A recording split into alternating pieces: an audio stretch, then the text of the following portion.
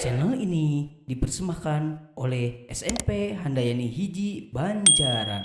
Assalamualaikum warahmatullahi wabarakatuh. Halo Baraya Handayani, ketemu lagi dengan saya Satria Purnama Suwandi pada mata pelajaran seni budaya. Untuk bahasan kita kali ini yaitu pada aspek musik dengan judul kedudukan dan fungsi musik dalam tradisi masyarakat Indonesia. Seperti apa videonya? Kita cek. Bismillahirrahmanirrahim. Baik, kita mulai saja video pembelajarannya ya. Jadi bahasan kita kali ini yaitu kedudukan dan fungsi musik dalam tradisi masyarakat Indonesia. Mata pelajaran seni budaya pada aspek seni musik. Baik, sebagai pengantar, bila kita berbicara tentang musik tradisi di Indonesia, tentu banyak sekali ragam dan latar belakangnya. Karena secara musik tradisi Sumatera misal akan beda dengan musik tradisi di Jawa.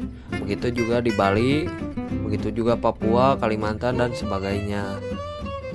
Belum lagi misalkan bila kita persempit bahasannya, hanya Jawa Barat saja misal, itu juga masih beragam.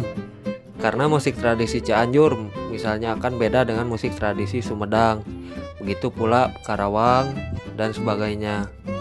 Yap, karena itulah kita harus bangga dengan budaya kita yang sangat beragam ini. Akan tetapi bila kita tarik garis tengahnya, ternyata ada persamaannya loh. Apa itu? Oke, kita mulai. Yang ke satu yaitu musik sebagai sarana upacara adat. Pada poin ini dijelaskan bahwa musik daerah bukan objek yang otonom atau berdiri sendiri. Artinya kedudukan musik di sini hanya sebagai pendukung sebuah upacara adat. Maksud otonom di sini yaitu musik tradisi ini hanya bisa dipertunjukkan ketika upacara adat saja. Biasanya dipertunjukkan pada acara-acara ritual. Itu karena di berbagai daerah di Indonesia bunyi-bunyian tertentu dianggap memiliki kekuatan yang dapat mendukung kegiatan magis seperti itu. Di sini saya udah mengambil dua contoh musik sebagai upacara adat. Yang ke satu yaitu Serentaun di Banten. Yang kedua adalah Marapu dari Sumba. Lanjut pada poin yang kedua yaitu musik sebagai pengiring tari. Saya pikir dari judul poinnya aja udah cukup jelas ya, bahwa kedudukan musik di sini hanya diperuntukkan untuk mengiringi tarian saja. Nih kalau saya tanya misalnya, kenapa ketika kita sedang mendengarkan musik, tiba-tiba secara gak sadar kaki kita mengikuti hentakan musik tersebut? Atau kepala kita mengangguk-angguk secara gak sadar? Yap, itu karena irama yang terdapat dalam musik mempengaruhi kita secara sadar ataupun gak sadar.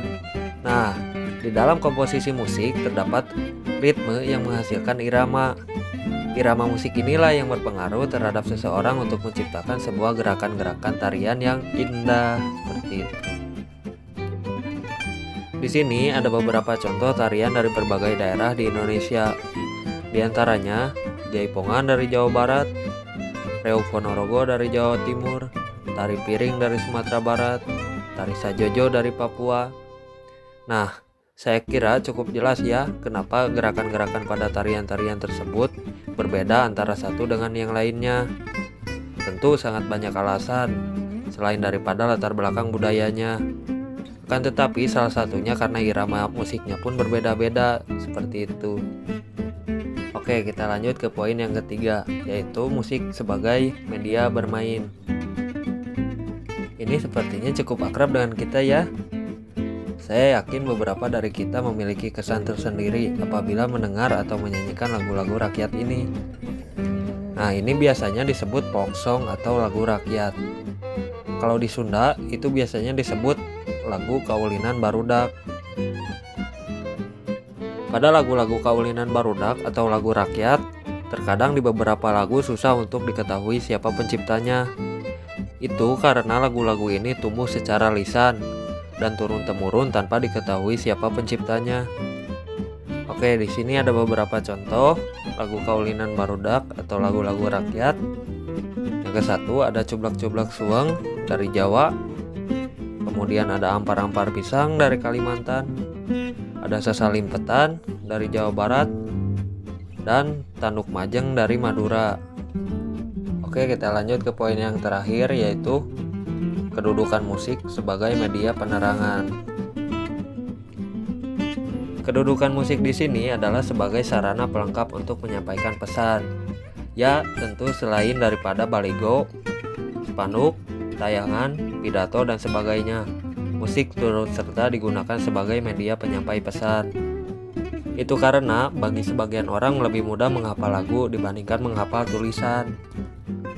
Sebagai contoh, beberapa dari kita merasa terlalu banyak jika disuruh menghafalkan teks bahasa Inggris hanya satu paragraf saja.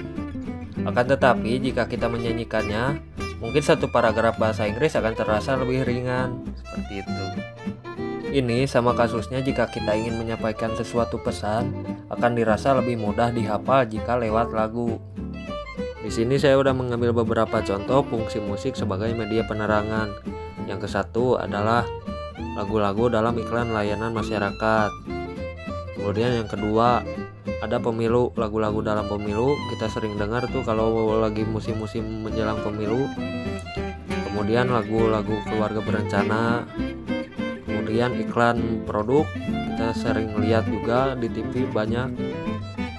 Dan yang terakhir adalah lagu-lagu dalam musik qasidah. Ini biasanya pesan-pesan tentang keagamaan, seperti itu. Baik, saya rasa untuk pertemuan sekarang dicukupkan sampai sini. Mohon dimaafkan bila ada salah-salah kata atau kalimat yang menyinggung individu ataupun kelompok. Akhir kata, wassalamualaikum warahmatullahi wabarakatuh. Sampai jumpa di pertemuan berikutnya.